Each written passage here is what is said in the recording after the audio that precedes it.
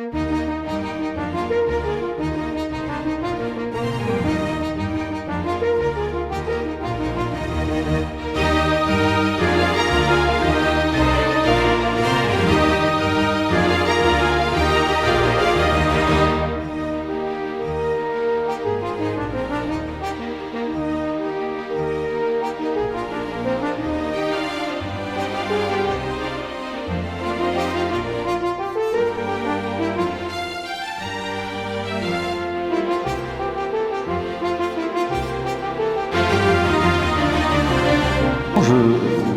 voulais vous préciser effectivement qu'on avait décidé de développer deux axes aujourd'hui de réflexion dans nos travaux, puisqu'Alta Juris, qui est constitué donc de cabinets d'avocats indépendants, se trouve confronté à ces deux problématiques.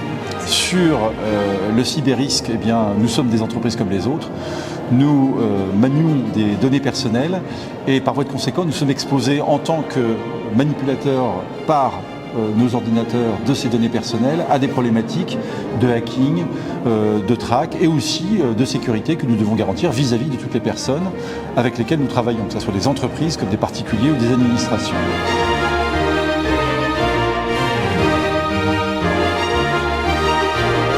Nous avons eu beaucoup de monde tout au long de notre journée pour cette formation professionnelle.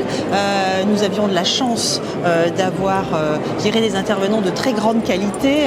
Nous avons commencé la journée avec Monsieur l'ambassadeur de Vienne qui nous a accueillis. Nous avons eu le docteur Eric Henke qui, dans un français absolument parfait, nous a souhaité la bienvenue. Et c'est vrai qu'après, nous avons eu la chance d'avoir la présidente Christiane Ferral-Schul, dont les interventions sont toujours de haute volée, qui a pu nous parler cybersécurité.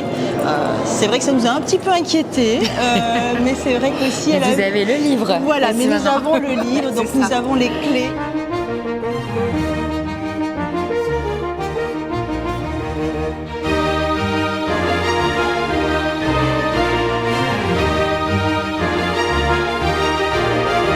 Alors c'est la raison pour laquelle on a développé une boîte à outils pour mettre en œuvre au sein de nos cabinets le RGPD, ce qui va donc nous permettre à chacun des confrères de s'inscrire dans cette démarche qui a été en plus largement balisée grâce à cette boîte à outils et qui permet d'ailleurs, que ce soit aussi bien les avocats que d'ailleurs toute autre entreprise, eh bien de pouvoir bénéficier d'un accompagnement pour ceux qui le souhaitent. Donc on a essayé d'incrémenter justement cette réponse à cette problématique de manière à avoir un accompagnement qui soit j'allais dire, pour un cabinet de s'approprier l'outil, soit au contraire de bénéficier d'une expertise qui est plus ou moins importante en fonction justement eh bien, de la volonté de s'investir personnellement ou d'estimer devoir être accompagné.